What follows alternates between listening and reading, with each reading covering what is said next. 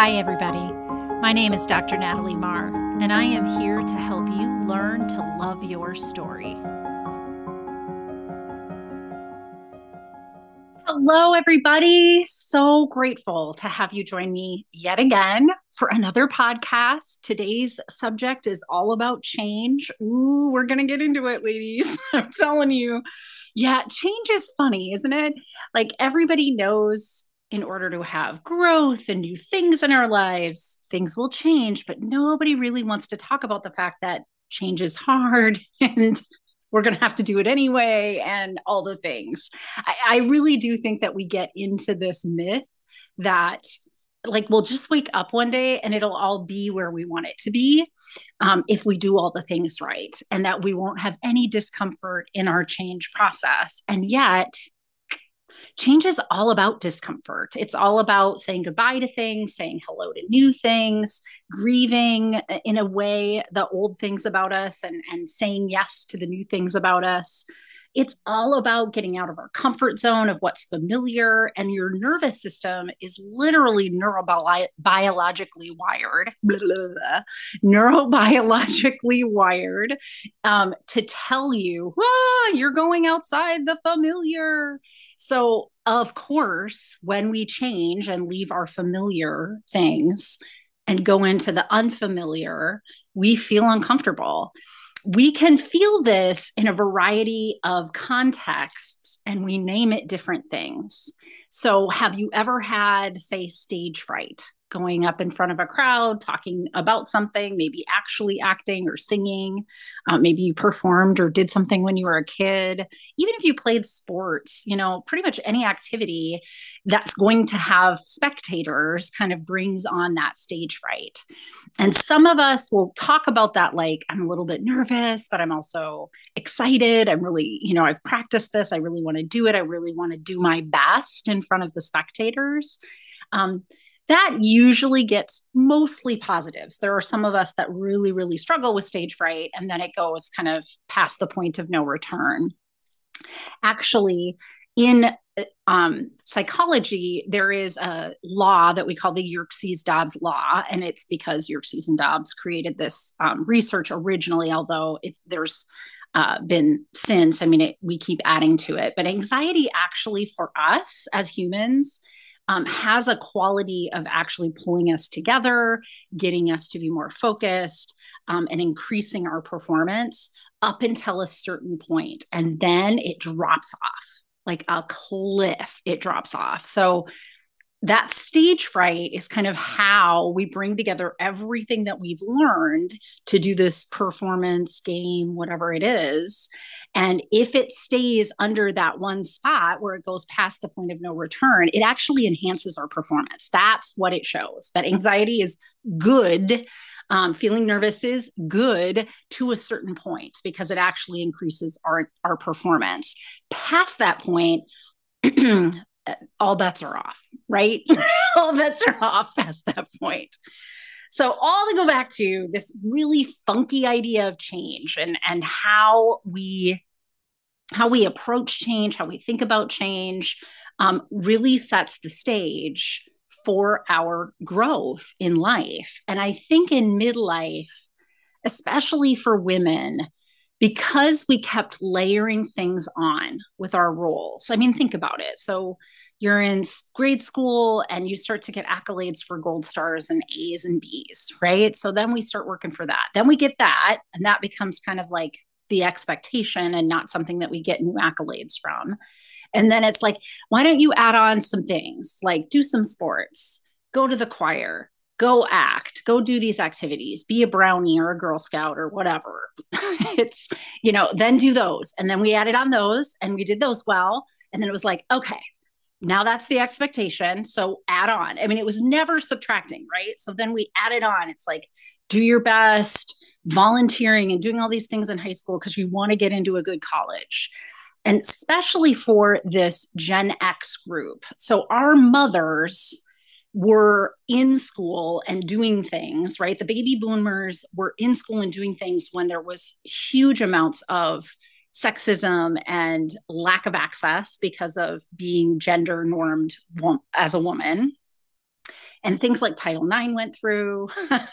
The second wave feminist movement, first wave being that we got the vote, second wave, in those 60s, it's all about like women's rights. I talked a little bit last week about, some of my thoughts of that did go awry in some ways. And so there are some feminists that I aspire to more, like Bell Hooks, Audre Lorde, that see it a little bit different. But nevertheless, these women that were in that baby boomer group, that were the mothers of who are in the Gen X group, which would be more the women that are in midlife, somewhere between about 40 and 60, 40, 65 right now. They attained that independence and equanimity and equality. I'm just going to put those words out there. It wasn't 100%, but glass ceilings did break, essentially, for those baby boomers. What happened is then for them, there was no pre-charted anything, right? Anything that they decided to do. If they decided to play sports and went with the Title IX, like, didn't matter what they chose to step into. Did they decide to go get a career? Great. Did they decide, to do more than one thing? Maybe. I don't know. But there was no expectation. There was nothing that was set. What happened to Gen X is, and Ada Calhoun talks about this in her book, what is it? Why We Can't Sleep, which is about midlife women. She published it, I believe, in 2020, wrote it in 2019.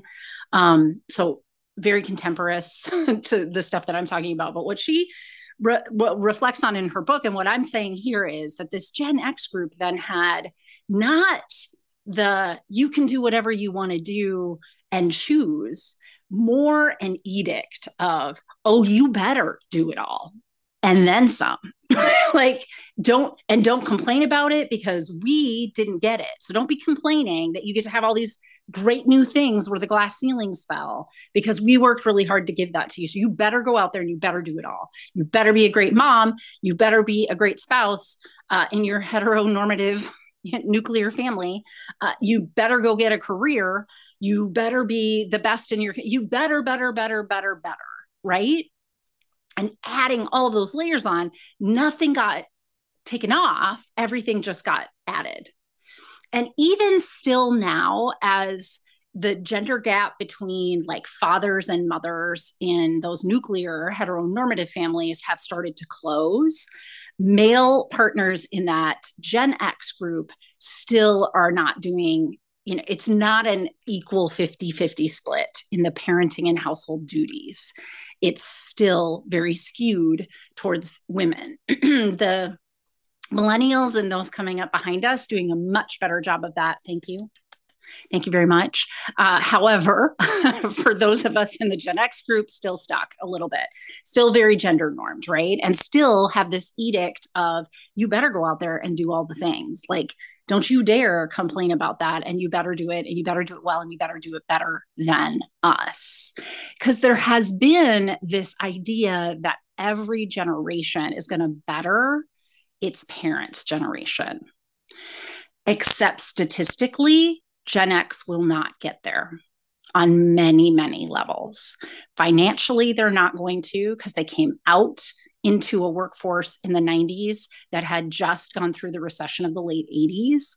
And they were non-experienced individuals, so they were not getting the best jobs. Once they got their feet underneath them, they were getting into their first houses, some of them their second homes, like upgrading in the early 2000s, and you know where this is going. And then there was another recession, and we were hit the hardest of any other group. Not to mention the amount of school loans that we have created, and yet there is no repayment programs. If you look at the loan repayment programs, even that the government is putting together now, they really are not honoring people who took loans in the 90s. And that's what this group, that's when they were most often when they were in school, maybe in the early 2000s. So there's all of this debt that they've accrued. There is all of these, there's two recessions in that, and really kind of a third wave recession that just happened because of COVID. We've been hit the hardest. We're the most leveraged financially. Gen X is the most leveraged group. of all, so even the millennials are doing better because they've got some loan repayment programs. They've gotten better jobs straight out of school than we have. And so they're set in a different trajectory than the rest of us are. Now, you want to layer on the fact that women are still mostly, I think the average is 80% on the dollar. That's what they're making in comparison to their male counterparts. That is way less for women of color. It's way less for really any oppressed group. So, queer women, all, anything that kind of disabled women, anything that then further pushes you down, that gets worse and worse. The gap gets wider and wider.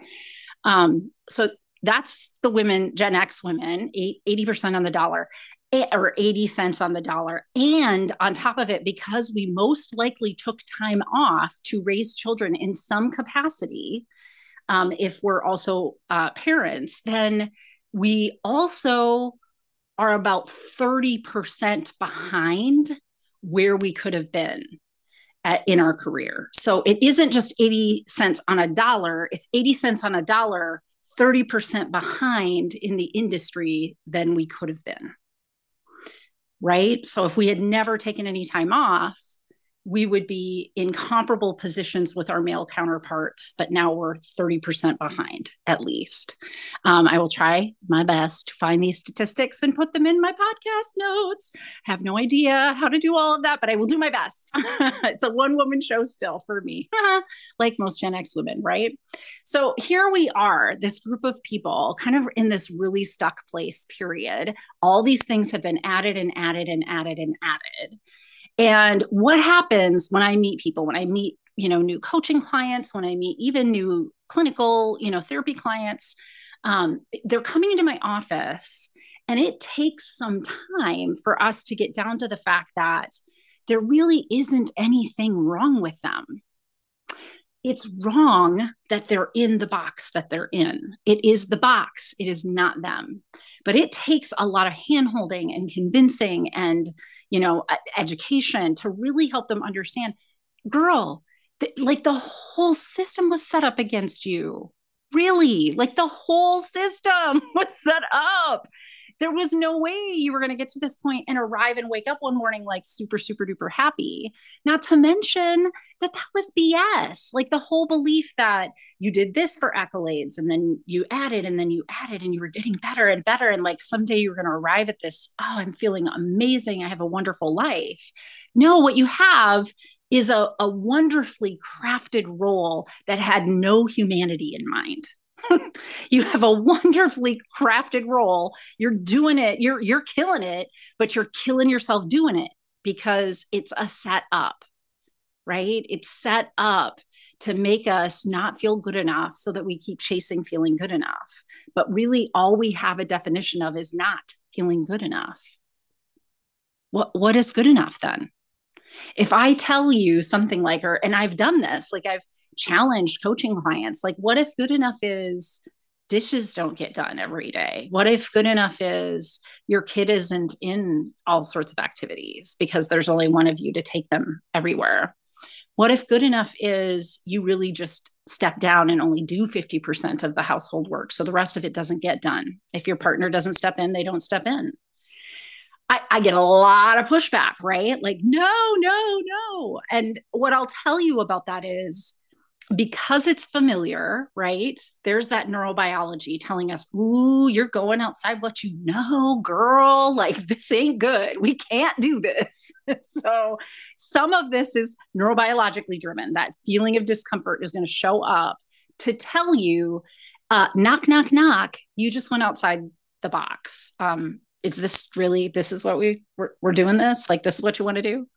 And your system wants you to know, and it will pull you back towards the familiar and you start to feel more comfortable. But unfortunately, familiar here is also exhausting. So it really isn't comfortable. Here's the quandary. Here is that squeeze that women in midlife are in. So if you're doing it right, you are exhausted. You're not feeling very happy with your life. You're probably feeling guilty that you're not feeling happy about your life because by all outward standards, like that social conditioning, cultural conditioning, family conditioning, whatever, You're told that your life is good, like better than good, maybe even. And yet you feel crummy on the inside and you're like, I can't. What?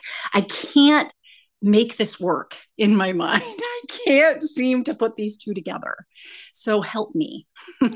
Well, Dr. Natalie is here to help you. This is exactly where I know that women are and where I want to liberate you from.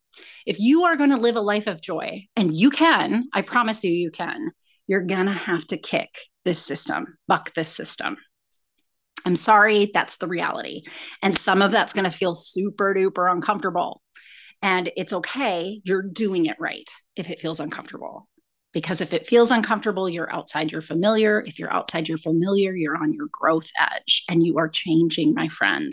And change for you is what is necessary to break this.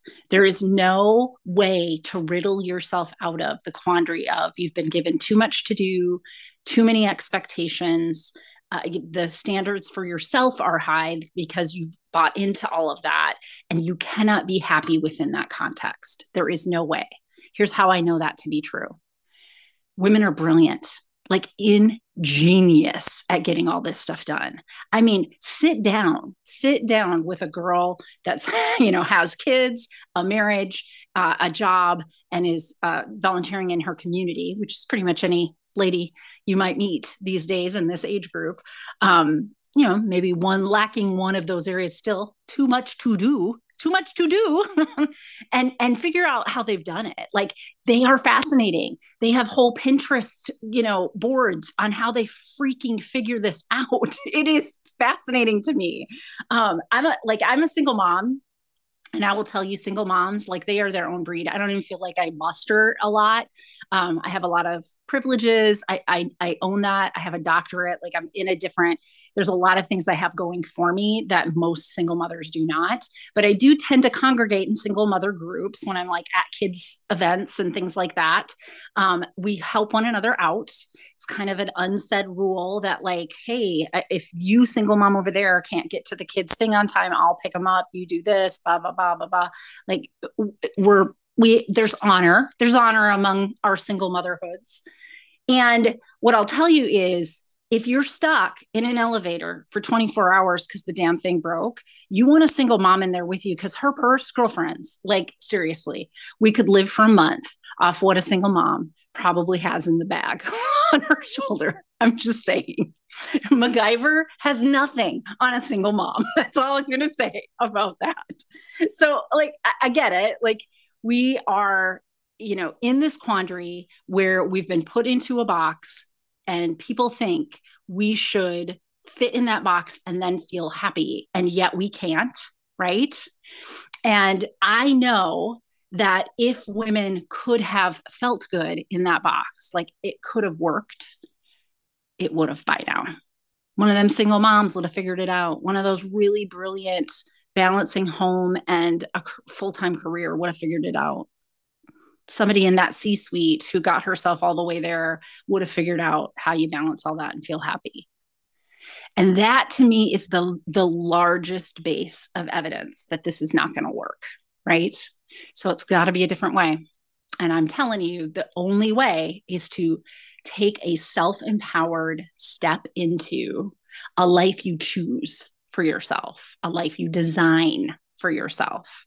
So last week, I talked about how important it is to make that committed intention for yourself. It's an intention. It's not a goal. It's an intention that I am this important, that I am going to step into this. And this week, let's talk about what goes into this. What is this change process, this crazy, thing that just feels too big and too scary for me? Well, I'm going to start today with a poem. If you're watching me on YouTube, then you'll get to see this poem, but I am going to read it out loud. If you are not watching me on YouTube and you're listening, you'll just have to listen. So here is this beautiful poem, my loves. All right. This is by an author. Her name is Portia Nelson. I believe I've started to research her a little. I think that she was is it Bertha in The Sound of Music? Yeah, like the original Sound of Music, like Julia Andrews. Oh my gosh. Whew, girl. Menopause and brain fog it's real. It's the real deal. Okay, so let's read this poem. It's by Portia Nelson. It's called Autobiography in 5 Chapters. So, chapter 1, I walk down the street. There is a deep hole in the sidewalk. I fall in. I am lost. I am helpless. It isn't my fault. It takes forever to find a way out. Chapter 2, I walk down the same street. There is a deep hole in the sidewalk. I still don't see it. I fall in again. I can't believe I am in the same place. It isn't my fault. It still takes a long time to get out. Chapter 3, I walk down the same street. There is a deep hole in the sidewalk. I see it there. I still fall in. It's habit. It's my fault. I know where I am. I get out immediately. Chapter 4, I walk down the same street. There is a deep hole in the sidewalk. I walk around it. Chapter 5, I walk down a different street.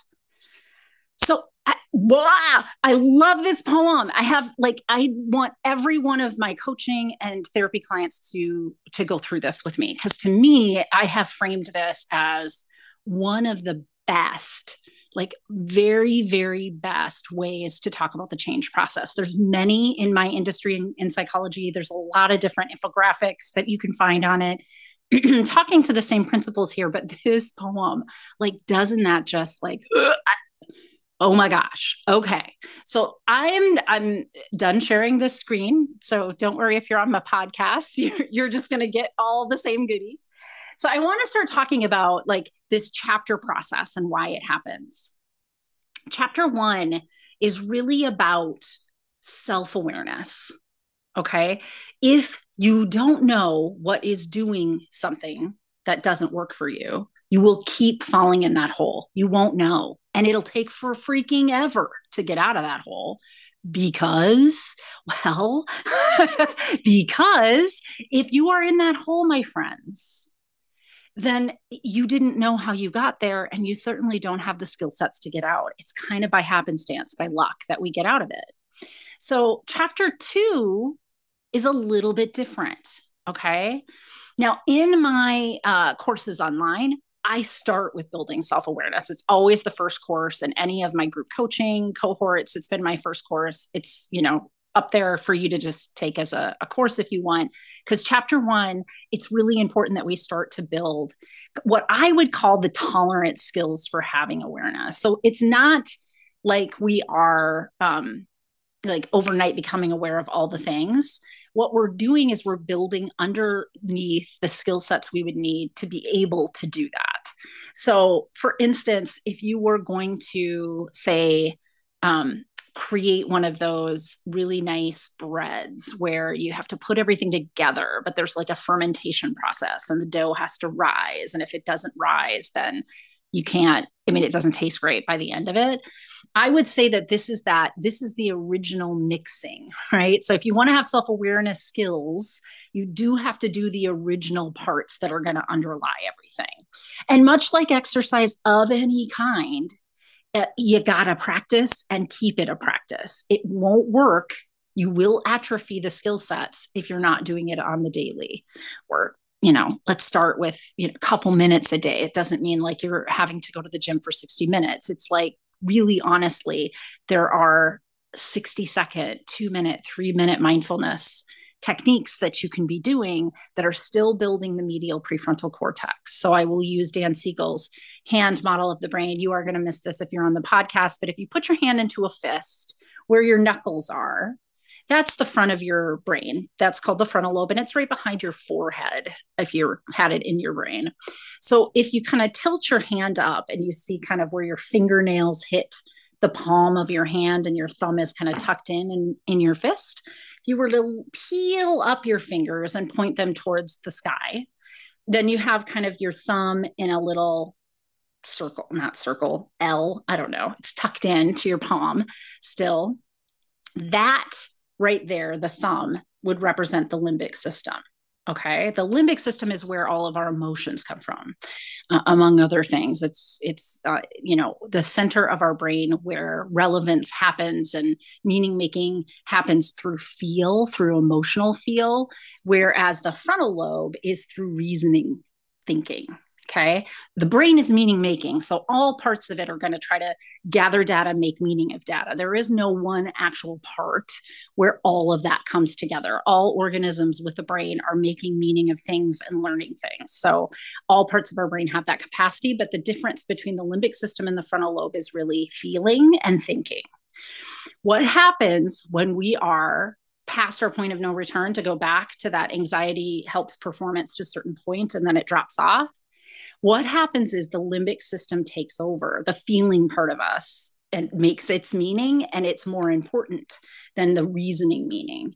Now, this makes sense in a fight, flight, freeze, survival mode. When you're a gazelle in the savannah, you do not want to get caught by the lionesses, right? Like they are out there hunting and you don't want to get caught by them. So if you've learned that standing in the grass alone, not next to the rest of your herd, makes you vulnerable, that self-awareness then kind of clicks in and you move towards the herd. And most of that is based off feeling. They learn that because they maybe saw somebody else do it wrong or they did it wrong, and then they learn how to do that. They're not thinking about it though when they're a little bit on the edge of that herd and then they see some rustling in the bushes. They don't need to go, I wonder if that is a lioness, or maybe it's just some other small animal that's making the grass move, or the wind. They don't need to be thinking. They need to be running. They need to be getting the heck away and closer to the center of the herd so they're not likely to be the one that's picked off, right? Same for us. In that fight, flight, or freeze way, of course, in our brain, like we're not thinking about how to get away from it. We're feeling it and we're doing. Like it's almost instantaneous how quickly that happens. So the medial prefrontal cortex is this really interesting place. And it's the juncture, it's the kind of like the connectivity between that frontal lobe and the limbic system. So again, if you have your fist, your knuckles are your frontal lobe. If you peel up your hand and you're pointing your four fingers to the ceiling or to the sky, your thumb is still curled over. The medial prefrontal cortex is kind of that middle finger. It's the juncture there between where the palm is and then the middle finger begins.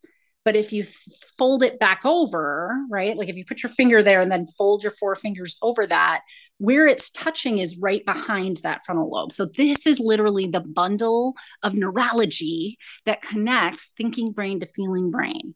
If you want to be a wise brain, if you want to have wisdom, and those principles come out of dialectical behavior therapy, but if you want to be able to get your hot-blooded limbic system brain to settle down, like simmer down. If you want that to happen, you're going to have to bring that frontal lobe online, the thinking brain online. And sometimes things aren't threats. They feel like it to our body. Our neurobiology says it's a threat to be rejected socially. But it may actually be a good thing if you think about the people rejecting you are a bunch of a-holes that I really don't want to be friends with. But you can't think that through if your frontal lobe isn't online. And so building up self-awareness is all about building up the medial prefrontal cortex, that conduit between the frontal lobe and the limbic system. And what does that is mindfulness and meditation and contemplative practices. So there's tons of ways to get at that skill building and beef up those neurobiological connections between your frontal lobe and your limbic system. However, it has to be a practice. It can't be a one and done. It is a constant. You have to go to the gym all the time to have those muscles. You just do. You have to be walking all the time to have that kind of fitness. You just do. So chapter 1, right? You fall into this hole. You had no idea it was there. You have no idea where you are, and it takes you forever to get out. Self-awareness is what we do in that category. In chapter 2, we go down that same street. It's real familiar. Like we can't like really stop ourselves. Our subconscious mind is like, oh, maybe I just messed it up the first time. Let me try this again. And this isn't like a one time, second time, third time, fourth time in these chapters. Like chapter 1 sometimes goes on for years of our life, maybe even a decade. I'm just saying, sometimes we have no awareness and no way to get out for a very long time because we haven't paid attention to our own participation in that suffering. So, chapter 2 is really about you're starting to build that awareness. And the antidote to knowing you're doing this to yourself and still doing it to yourself is really to be very compassionate while you data collect. So my next course has always been self-compassion work. I want you to build up your capacity to tolerate seeing yourself do this same thing over and over and over. I know it's tough. Like I feels you. I do. I know it's tough. We do this to ourselves, right? We do this to ourselves over and over and over before we really catch. And even when we've caught it, then we still have to keep doing it over and over because we have to like really see the detail of how did I slide into the same street? How it was were the lights off? Was it dim out? What was happening? How did somebody put some new decorations on their houses and I walked down the street and I didn't think it was the same? I don't understand. So you really have to go through chapter 2 to get all those data pieces. You're going to have to keep doing this to yourself essentially, but doing it to yourself in a self-aware way to really get the data pieces that you need.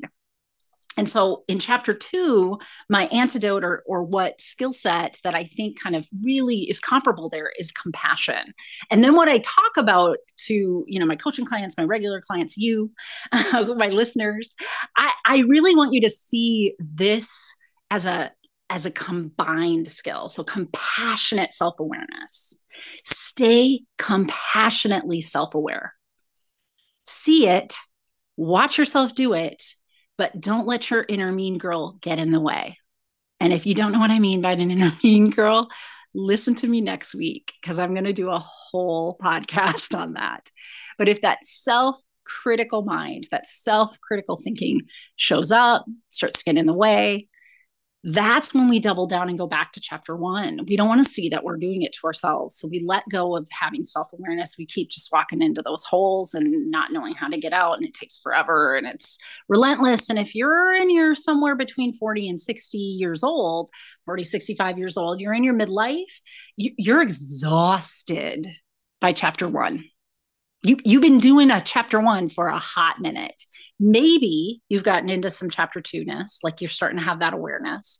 And I promise you, if you're not compassionately self-aware, showing up kindly to yourself, showing up with understanding, oh yeah, I see. So it was because she decorated her house different. That's why I went down this. I didn't know. She painted her house red. I thought it was white. No wonder I was down this street. Like you have to have that curiosity and understanding and kindness for yourself in order to start to really pick up on the data points of how am I doing this? How am I doing this over and over? So that's chapter 1 and 2. Chapter 3 is the absolute toughest chapter. Period. End of sentence. Drop the mic. Chapter 3, without compassionate self-awareness, you cannot get there. So you have to have built this capacity to just stay curious, to quiet the inner mean girl at least, because without quieting that inner mean girl, oof, right? But chapter 3 is all about really putting into context, why is it that I'm doing this? Why is it this street? Why is it always towards this pothole? Why is it that I still keep doing this? But here is the silver lining of chapter 3. And here is how you know in your change process that you're there. You will hop out of that bitch as fast as you possibly can. And so you cannot stop yourself from going down the street and into that hole. You get there, but bitch, you out of there as soon as you figure that you're in there. That's what's way different than chapter 1 and 2. But it is still really hard because your awareness of doing it is pretty much online the entire time. Like you're your narrator in your life and you're stepping back and you're like, oh yeah, here I am. It's the same street. I know this street. I've been down this street a million times. I watch myself. I'm watching myself do this. So let me put this into some context for a second, because I think that sometimes we get a little too abstract with my little chapters 1, 2, 3, and 4. And I have all these ideas swimming around in my head that maybe you don't yet. So let's talk about a behavior that you might want to change. Let's say I'm picking on all of us, but women, tend to draw themselves into a negative behavior of overeating sweets as a compensatory behavior for bad feelings, like you're sad, anxious, depressed. So we feed our feelings, essentially. We feed our feelings. And there's a good reason for it. There's a lot of great serotonin to be released when we have a nice, amount of sugar in our body. If it's chocolate, we even get endorphins. Ah, ha, ha. So these are those feel good chemicals I believe that I talked about in the first podcast, if you want to go back and listen a little bit more. But these feel good chemicals are what we're chasing in life in general. And the negative chemicals we're trying to ward against. And so it is actually it's an effective strategy. So what I mean by that is, like, if you just look at the behavior, not judging good versus not good and that kind of thing, it's effective. It will get you some serotonin and possibly endorphins to overeat sweets. What it also gets you is weight. And then you have pressures from culture that tell you how awful you are. There's also really just some disordered eating habits we get into while we hide this from ourselves and from other people. So if you were in chapter 1, you would just not notice that you're doing it at all. You would keep doing it and you would not be able to get, you would like, hey, it's January 1st. I'm doing this. I'm doing my New Year's resolution thing and I'm going to go on this diet. And then you can't figure out how, like, literally on January 7th, you're like, and fuck it. I just, nope, can't do it. So you're in chapter 1, you have no awareness. Chapter 2, you might start to have some awareness. And if you're not introducing compassion, you're going to start to be really hard on yourself about it. So chapter 2, you're standing in front of the fridge and you're like, why am I doing this to myself? I got to stop doing this to myself. Or maybe it isn't in front of the fridge. Maybe you ate half a carton of ice cream the night before and you wake up the next morning and you're super mad at yourself. You're bloated. You don't like it. You have a big zit on your face if you're me, because dairy always gives me nice adolescent acne. It's fantastic in your midlife. So, you're waking up like the next day and then you realize it. And then you're like, oh, I can't believe I did this thing to myself yet again. Okay. Compassion there would look like this. Oh yeah, I did that thing again. I got to stay curious about this. What started that? How did I get there? Dang. That's the thing I did. Okay, I'm only human. I'm going to start over today. I'm going to try to be better and not eat any cartons of ice cream. That's chapter 2 with self-compassion. Chapter 2 without self-compassion is all that self-critical thinking. So chapter 3 is different. Chapter 3 is, I've had a really bad day and I've been thinking about a carton of ice cream since about 8 a.m. Maybe even before. Maybe I was thinking like, a big dollop of ice cream in my coffee at 5, like that'd be great. I'm having a bad day before I have my day. So you're really stressed out. You're stressed out. And now when you're stressed out that you want to have those snacks. And that's chapter 3. So you're like aware through the whole process that here I go again. I'm going to go down that street. I've been thinking about ice cream all day. There is no way that I'm going to keep, no amount of willpower keeps you away from going for the carton of ice cream. At that point, you've been dwelling on it all day or ruminating on it all day. So you're going to go get the carton of ice cream and you're going to watch yourself eat it. And you're going to be narrating that stuff. And so if you're in that self-critical thinking and you haven't quieted that inner mean girl, you could find yourself stopping realizing. You could get back to chapter 1 pretty quick. So you're in that chapter 3, if you can sit there in it and be aware of it and quiet that inner mean girl as much as you can, counterbalance her as much as you can with thoughts like, listen, I'm here, I'm doing the thing. I know I'm doing the thing. I'm going to try and be better about this. I'm watching myself do this. You know what? I'm putting the ice cream down. Actually, that's what I'm going to do. I'm watching myself do this. I'm going to eat a bowl of ice cream and I didn't eat a half a carton. You know what? Win-win. I got out of that hole as fast as I figured it out. That's right. That's what I'm going to do. Okay. I can do this. Maybe next time you'll have frozen yogurt. I don't know. Chapter 3, though, you're in it for a while because you're really trying to get at all that data you collected, through chapter 1 and chapter 2 and in chapter 3, all of that is going to be information that helps you with chapter 4. And remember, chapter 4 is just walking around this pothole. So nothing really changes about the whole pattern other than you don't do the vice. So when we get to chapter 4 is really about I am still in the same cues, the same triggers, the same compulsive behaviors that I want to do, the obsessed thinking about it. Like I'm still there, but I just don't do the one thing that I'm trying to change. So in this example, it would be eating the ice cream. So you would know in the morning, I want to have it with my coffee. I've been thinking about it all day. I know I don't feel so hot. I'm stressed. When I'm stressed, I want to feel better. But maybe, woo, and just maybe you've listened to enough on Learn to Love Your Story that you figured out how to cheat the system. So what does it give me to have ice cream? Serotonin, maybe endorphins. Okay, I'm going to do gobs of self-care that give me serotonin and endorphins.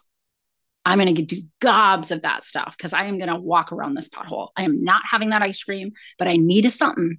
So I'm going to replace it with something that I choose for myself. I'm going to take that empowered step to choose differently for myself. Okay. And we do that for a long time. But as we do that walking around of that pothole, something starts to shift in our thinking. The cues that used to be such a pull subconsciously into it, they stop having their power. And as they stop having their power, it may be because we're bucking the system. So we're finally looking at these self-empowered choices we can be making for ourselves. We are finally seeing for the first time, I don't have to do that. I do need to make myself feel better. I do. I actually, if I'm this stressed, I got to make myself feel better. But I don't have to eat ice cream to do that. And I don't have to beat myself up if I do have the ice cream. I get to do this whole kit and caboodle a lot different for myself. And over time, instead of walking around that same pothole, what you're going to experience is that your life starts to drift into a changed experience. Maybe instead of talking about how do I manage stress through ice cream, or maybe through another more healthy self-care, maybe what I start talking about is why in the hell am I this stressed all the time? What's that about? Maybe I go further upstream and I'm going to start doing something different there. Because then what will happen is by natural process, you won't be looking down that street anymore. You'll be going down a different one altogether. You'll have changed something up so that the stress in your life has altered. And then you don't need any compensatory not eating ice cream self-care behavior to take care of that amount of stress because you dealt with the stress. Now you're on a different road. Now you're in chapter 5. Now things have changed. All right. So this is a brilliant poem by Portia Nelson that captures that entire change process. And my programs are all built around helping you with that change process. And actually, once we get to the last of my programs I call the new you. I did the new you program. Really, all I'm talking about is how do you rinse, repeat all of what I just talked about? How do you stay in a growth mindset, open-minded, to always building more compassionate self-awareness? So chapter 1 and 2 start to not happen for so long in your life. Chapter 3 doesn't feel so horrible, but it is a necessary evil. And you're into chapters 4 and 5 faster and faster and faster with everything in your life. That is joyful, my friends. Life isn't going to be without stress. Life isn't going to be without things that need to change. Life isn't going to be without transitions. Our kids are going to grow up. Our marriages are going to change. Our jobs are going to change. Our bodies are going to change. Well, they already have. We're here in a very big transition stage, and it's not going to get any different going forward. So the only antidote, the only way to stay joyful and happy and content is to be in a change mindset where you can take it. Doesn't matter. I know what chapter I'm in here. I got this. You have to be rolling in that. And so ultimately, the Learn to Love Your Story program is all about how do I get there? How do I have that growth mindset? And I call that self-love. I call that the solution to everything. Other psychologists may, differ in how they describe this, but I think if we're really loving on ourselves, staying in a growth mindset is super easy. even my inner mean girl, I can come alongside and be like, girl, I get you. I know why you're here. Simmer down, simmer down. Like, you're just making sure I'm aware that I'm doing this thing again. I hear you. And your loud gong takes away from my thinking brain. So I'm just going to keep you quieter. I'm going to stay compassionate with you because then I can think my way through, and I'm through to chapter 4 and 5 faster and faster and faster. All right, everybody. So this is where I created my little send off. And a lot of the videos, if you watch me on YouTube, I'll say, stay compassionately self aware, and you too can learn to love your story.